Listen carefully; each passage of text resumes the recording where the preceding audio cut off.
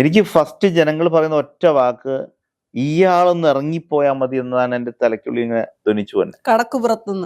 കടക്കുപുറത്തുനിന്ന് ജനങ്ങളോട് പറഞ്ഞ ജനങ്ങൾ തിരിച്ചു പറഞ്ഞു കടക്കുപുറത്ത് വീട്ടിൽ പോയി പറഞ്ഞാൽ മതി, വീട്ടിൽ പോയി ഭാര്യയോട് പറഞ്ഞാൽ മതി എന്ന അവസ്ഥയിലേക്ക് ആയി മാറി എന്നാണ് ഇപ്പോഴത്തെ അവസ്ഥ. ഉറപ്പായും ആദ്യത്തെ ആന്റി ഇൻകുംബറൻസി എന്ന് പറയുന്നത് ഒരു വ്യക്തിയോടെ ഭരണത്തോടല്ല, അത് പിണറായി വിജയൻ എന്ന വ്യക്തിയോടാ. എങ്ങനെ ഒരു മുഖ്യമന്ത്രി ആകാൻ പാടില്ല എന്നതിൻ്റെ ഉത്തമ ഉദാഹരണമായി 10 വർഷത്തെ തെളിവാണ് ശ്രീ പിണറായി വിജയൻ. കേരളം എന്ന് പറയുന്നത് ആരോഗ്യരംഗത്ത് ഏറ്റവും ബെസ്റ്റ് സംസ്ഥാനമാണ് എന്ന് പറഞ്ഞുകൊടുത്ത് ശ്രീ പിണറായി വിജയൻ ആരോഗ്യ സംരക്ഷണത്തിന് വേണ്ടി പോയത് അമേരിക്കയിലേക്ക്. അമേരിക്ക പോകരുതെന്നൊന്നും പറയുന്നില്ല, എവിടെയെങ്കിലും പോയി ആരോഗ്യ സംരക്ഷണം നടത്തിക്കോട്ടെ എന്ന് ചിന്തിക്കുന്ന ആൾ തന്നെയാണ് ഞാൻ. പക്ഷേ ഈ ആരോഗ്യ സംരക്ഷണത്തിൽ കേരളം 1-ാം നമ്പറാണ് എന്ന് പറയുമ്പോൾ ആരോഗ്യ കേരളം വെന്റിലേറ്ററിലാണ് എന്ന് പറയാനാണ് വി.ഡി. സതീശന് സാധിച്ചത്, ടീം UDFന് സാധിച്ചത്, KPC പ്രസിഡന്റുമാർക്ക് സാധിച്ചത്, ഇവിടുത്തെ ജനങ്ങൾക്ക് സാധിച്ചത്. നിങ്ങളുടെ ഭർത്താവിന് നല്ല ഭക്ഷണം ഉണ്ടാക്കി കൊടുത്ത് ഫ്രണ്ടിൽ ഇരിക്കുന്നു, അതിലേക്ക് തുപ്പിയ ഹസ്ബൻഡ് എന്ത് ചെയ്യുമെന്ന് ചോദിച്ചു. ചെക്കട്ടടിച്ച് അടി കിട്ടുന്നു.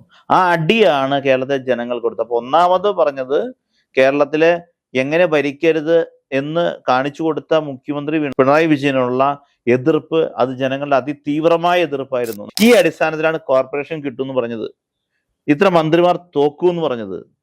ബാലഗോപാൽ ജയിച്ചത് കഷ്ടിച്ച, രവീന്ദ്രനാഥ് ജയിച്ചത് കഷ്ടിച്ച. അപ്പൊ ഈ കൃത്യമായ ഡാറ്റ എടുത്തിരുന്നു. ഇതിനകത്ത് ഒരു ടീം വർക്ക് UDFൽ ഉണ്ടായിട്ടുണ്ട്. മുഖ്യമന്ത്രി തർക്കമൊക്കെ ഉണ്ട്, അതൊക്കെ മാറ്റി വെച്ചത്. പക്ഷെ കൃത്യമായിട്ട് ടീം വർക്ക് നടന്നിരുന്നു. എക്സാറ്റ് പോൾ പുറത്തു വന്നു. മെയ് 4-ന് എനിക്ക് തോന്നുന്നു കേരളം പ്രതീക്ഷിച്ചതിന് അപ്പുറത്തേക്ക് വലിയൊരു വിജയം UDFന് സ്വന്തമാക്കാൻ കഴിഞ്ഞു. താങ്കളുടെ സർവേയിൽ പോലും 89 സീറ്റോട് കൂടി UDF അധികാരത്തിൽ വരുമെന്ന് പറഞ്ഞു. ഞാൻ അങ്ങോട്ട് ചോദിക്കുകയുണ്ടായി, അങ്ങനെയാണെങ്കിൽ പല നിയോജക മണ്ഡലങ്ങളും പിടിച്ചെടുക്കേണ്ടി വരും, പല ജില്ലകളിലും വലിയ രീതിയിലുള്ള വളർച്ച അല്ലെങ്കിൽ മുന്നേറ്റം കാണിക്കണം, UDF തരംഗമുണ്ടാകുമോ എന്നൊക്കെ നമ്മൾ കഴിഞ്ഞ ദിവസം സംസാരിച്ചപ്പോൾ ഞാൻ ചോദിക്കുകയുണ്ടായി.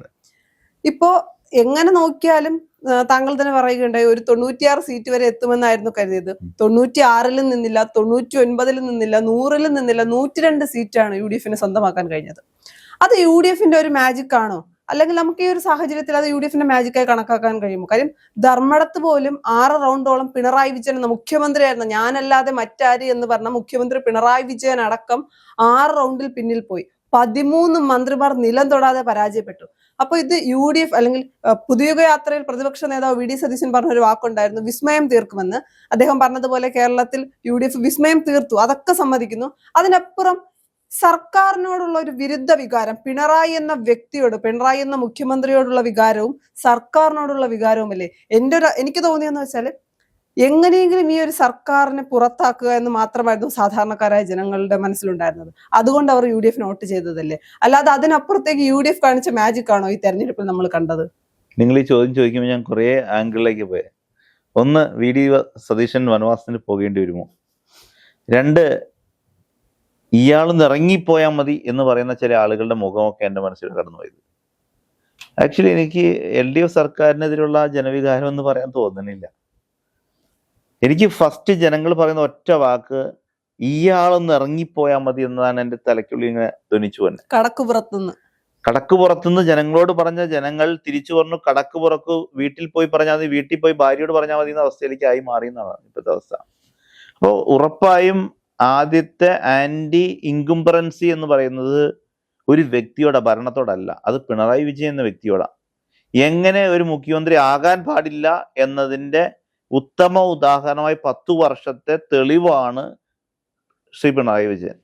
അദ്ദേഹത്തെക്കുറിച്ചൊരു ബുക്ക് എഴുതണമെന്ന് ഇന്നലെ ആലോചിച്ചു. കാരണം വെച്ചാൽ എഴുതിയാൽ കൃത്യമായിട്ട് വായനക്കാരുണ്ടാവും, രാഷ്ട്രീയ വിദ്യാർത്ഥികൾ ഉറപ്പായും വായിക്കും. കാരണം ഞാൻ വേറെ 3 ബുക്ക് ഓൾറെഡി ഇലക്ഷൻ ജയിക്കാൻ പറഞ്ഞതിൽ എക്സ്ട്രാ ഒരു ബുക്ക് ഫ്രീ ആയിട്ട് കൊടുക്കാൻ പറ്റുന്ന ബുക്കാണിത്. അപ്പോൾ എങ്ങനെയാണ് ഒരു മുഖ്യമന്ത്രി ആകാൻ പാടില്ലാത്തത്? വൈറ്റ് ഹൗസിൽ വെടിവെപ്പ് നടക്കുന്നതുകൊണ്ട് ബുള്ളറ്റ് പ്രൂഫായിട്ടുള്ള സംവിധാനങ്ങൾ ഒരുക്കി നിരയായ വാഹനങ്ങളിൽ ഏത് വാഹനത്തിലാണ് പ്രസിഡന്റ് സഞ്ചരിക്കുന്നത് എന്ന് മനസ്സിലാക്കാത്ത വിധത്തിൽ യാത്ര ചെയ്യേണ്ടി വരുന്നിടത്ത് ഇവിടെ 50 കാറ് പറ്റുമെങ്കിൽ 100 കാറാക്കാൻ പറ്റും. സച്ചിൻ സെഞ്ചുറി അടിക്കുന്ന പോലെ 100 കാറിന്റെ അകമ്പടിയോടെ സഞ്ചരിക്കാൻ പറ്റുന്നതാണ് വലിയ രാജാവ് എന്ന് ചിന്തിക്കുന്ന അവസ്ഥയിലാണ് കഴിഞ്ഞ 10 വർഷമായി പിണറായി വിജയൻ നടന്നത്.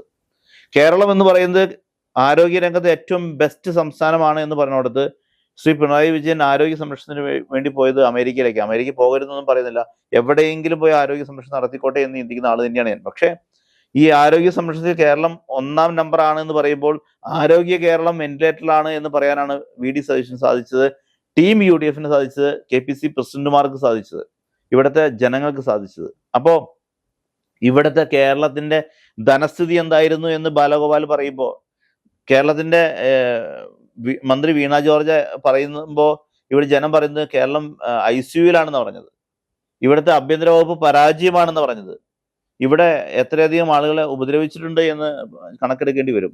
രക്ഷാപ്രവർത്തനം എന്ന് പറഞ്ഞ് പോലീസ് പിടിച്ചു വെച്ച ആൾക്കാരെ പോയി തല്ലിച്ചതച്ച ഗൺമാനാണ് കേരളത്തിലുള്ളത്. ഇതിനെല്ലാം ചൂട്ടുപിടിച്ച ഓശാന പാടിയ മുഖ്യമന്ത്രിയാണ് ഇവിടെ ഉണ്ടായത്. ഇവിടെ സെക്രട്ടേറിയറ്റിന്റെ അകത്തളങ്ങളിൽ തിട്ടൂരം എഴുതി വഹിക്കുന്ന സാഹചര്യമാണ് ഉണ്ടായത്. ഇതെല്ലാം ജനം വെറുത്തു കഴിഞ്ഞു. ഈ വെറുപ്പിന് ഞാൻ ഇന്നലെ എൻ്റെ സ്റ്റാഫ് ചോദിച്ചപ്പോൾ പറഞ്ഞ കാര്യം, നിങ്ങളുടെ ഭർത്താവിന് നല്ല ഭക്ഷണം ഉണ്ടാക്കി കൊടുത്ത് ഫ്രണ്ടിൽ ഇരിക്കുന്നു, അതിലേക്ക് തുപ്പിയ ഹസ്ബൻഡ് എന്ത് ചെയ്യുമെന്ന് ചോദിച്ചു. ചെക്കട്ട് അടിച്ച് അടി കിട്ടുന്നു.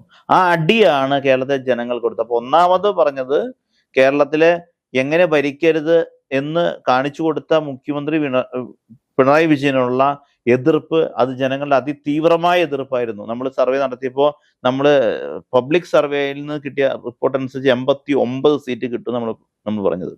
അതിന്റെ റേഷ്യോ എന്ന് പറയുന്നത് 78 മുതൽ 96 വരെ സീറ്റാണ് നമ്മൾ അതിനകത്ത് കണ്ടിരുന്നത്. ആ 96 കടന്ന് അത് 100 കഴിഞ്ഞ് 101, 2 എന്ന രീതിയിലേക്ക് പോവുകയും കോൺഗ്രസിന്റെ എക്കാലത്തെ ഏറ്റവും ഉയർന്ന സീറ്റ് 63 സീറ്റാണ് കോൺഗ്രസിന് കിട്ടിയത്.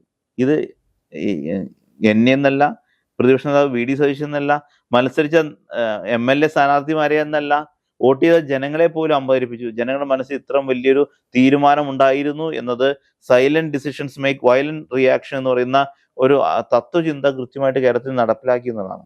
ജനങ്ങളുടെ അതിതീവ്രമായ എതിർപ്പ് അത് മനസ്സിൽ നിന്ന് സുനാമി പോലെ അല്ലെങ്കിൽ മുല്ലപ്പെരിയാർ പൊട്ടിയ പോലെ അങ്ങോട്ട് ഒഴുകുകയായിരുന്നു. അതിന്റെ തേരോട്ടമാണ് ഇത് സംഭവിച്ചിരിക്കുന്നത്. അതിന് മുമ്പിൽ നിൽക്കാൻ നട്ടെല്ലൊരു നേതൃത്വം VD സതീശൻ എന്ന പ്രതിപക്ഷ നേതാവ്, സുധാകരനും അതിനുശേഷം സണ്ണി ജോസഫ് എന്ന 2 KPC പ്രസിഡന്റുമാരും മുമ്പിൽ നിന്ന് നയിച്ചപ്പോൾ അത് പൂർണ്ണമായും അതിനകത്ത് KC വേണുപോലെ ഏകോപനം നടത്തിയപ്പോൾ ഇത് പൂർണ്ണമായും ഒരു UDFന് അനുകൂലമായ ഒരു തരംഗമുണ്ടായി. അത് തരംഗം അങ്ങോട്ട് മാറ്റാൻ സാധിച്ചു. അല്ലെങ്കിൽ ഒരുപക്ഷെ കുറച്ച് BJP സീറ്റുകൾ കൂടി നേടുന്ന സാഹചര്യം ഉണ്ടായതിനെ ആ സാഹചര്യമാണ് ഇപ്പൊ എനിക്ക് തോന്നുന്നത്. UDF പ്രവർത്തകർ പോലും 102 സീറ്റിലേക്ക് എത്തും എന്ന് കരുതിയിട്ടുണ്ടായിരുന്നില്ല. എനിക്ക് തോന്നുന്നു ആദ്യം മുതൽ ആ ഒരു വിശ്വാസം ഉണ്ടായിരുന്നത് പ്രതിപക്ഷ നേതാവ് VD സതീശന് മാത്രമായിരുന്നു. 100 സീറ്റുമായി അധികാരത്തിലേക്ക് UDF എത്തിയില്ല എങ്കിൽ ഞാൻ രാഷ്ട്രീയ വനവാസത്തിന് പോകും. 1 ഡസൻ മന്ത്രിമാർ പരാജയപ്പെടും, അതിൽ 1-2 കൂടുതൽ ഉണ്ടാകാമെന്ന് പറയുന്നു.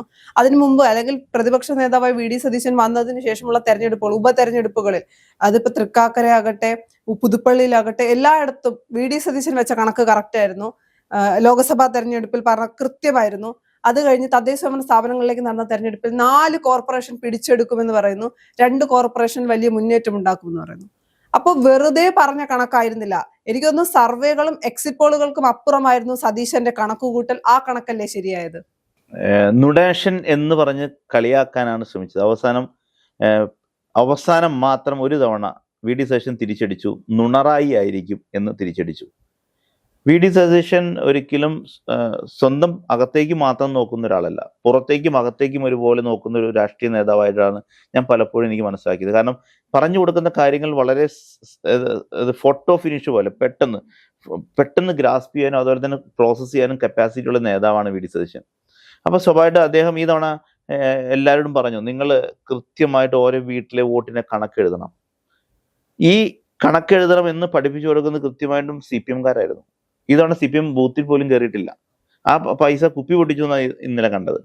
അപ്പൊ VD സതീശൻ ഒരു ബൂത്തിലേക്ക് ചെന്നാൽ, ഒരു വാർഡിലേക്ക് ചെന്നാൽ, ഒരു ഒരു പഞ്ചായത്തിലേക്ക് ചെന്നാൽ, അല്ലെങ്കിൽ ഒരു നിയോജക മണ്ഡലത്തിലേക്ക് ചെന്നാൽ അവിടെ ആത്മാർത്ഥമായിട്ടുള്ള കോൺഗ്രസിന്റെ പ്രവർത്തകരെ പുള്ളി നോക്കി വയ്ക്കും, അവരുടെ നമ്പർ വാങ്ങും. അതിനെ കൃത്യമായി കോർഡിനേറ്റ് ചെയ്ത് കോൺഗ്രസ് പാർട്ടി സിസ്റ്റത്തിലൂടെ പോകുമ്പോൾ തന്നെ അപ്പുറത്ത് ഈ ആത്മാർത്ഥയുള്ള അടിയുറച്ച കോൺഗ്രസ് പ്രവർത്തകരോട് നേരിട്ട് ബന്ധപ്പെടുകയും അവരിൽ നിന്ന് കൃത്യമായിട്ട് എന്താണ് അവിടെ സംഭവിച്ചാണ്, എത്ര വോട്ട് കിട്ടും, അവിടെ അടിയൊഴുക്കുണ്ടോ, അവിടെ കോൺഗ്രസിൽ ആരെങ്കിലും മാറി ചിന്തിക്കുന്നുണ്ടോ, കൃത്യമായ ഫീഡ്ബാക്ക് അദ്ദേഹം എടുക്കുമായിരുന്നു. എല്ലാ ദിവസവും 1 മണിക്കൂറെങ്കിലും ആ ഫീഡ്ബാക്ക് കഴിഞ്ഞ് 1 വർഷമായി VD സതീശൻ ചെയ്തു പോയിട്ടുണ്ടെന്ന് എനിക്കറിയാം. അപ്പൊ ആ ഫീഡ്ബാക്കിലൂടെയാണ് അവിടുന്ന് എന്താണ് സംഭവിക്കുന്നത്, ഓരോ ബൂത്തിലും അല്ലെങ്കിൽ ഓരോ വാർഡിലും എന്താണ് സംഭവിക്കുന്നത് എന്ന ഡാറ്റ കളക്ട് ചെയ്തുകൊണ്ടിരുന്നത്. ഈ അടിസ്ഥാനത്തിലാണ് കോർപ്പറേഷൻ കിട്ടുമെന്ന് പറഞ്ഞത്, ഇത്ര മന്ത്രിമാർ തോക്കൂ എന്ന് പറഞ്ഞത്. ബാലഗോപാൽ ജയിച്ചത് കഷ്ടിച്ച, രവീന്ദ്രനാഥ് ജയിച്ചത് കഷ്ടിച്ച. അപ്പൊ ഈ കൃത്യമായ ഡാറ്റ എടുത്തിരുന്നു. ഇതിനകത്ത് ഒരു ടീം വർക്ക് UDF ഉണ്ടായിട്ടുണ്ട്. മുഖ്യമന്ത്രി തർക്കമൊക്കെ ഉണ്ട്, അതൊക്കെ മാറ്റി വെച്ചേ. പക്ഷെ കൃത്യമായിട്ട് ടീം വർക്ക് നടന്നിരുന്നു. ഇന്നലെ റോജി എം ജോണായിട്ട് സംസാരിച്ച റോജി പറയാണ്, നമ്മൾ സംസാരിച്ച ഒരു 26, 28 അതും കടന്നുപോയി. അതും കടന്നുപോയിരിക്കുകയാണ്. മനോജ് മൂത്തേൻ ആദ്യമായിട്ട് മത്സരിക്കുന്ന മനോജ് മൂത്തേണ്. അവിടെ 2 ടൈം LDF അല്ലാണ്ടായിട്ടുള്ളത്, അവിടെയും നേടി.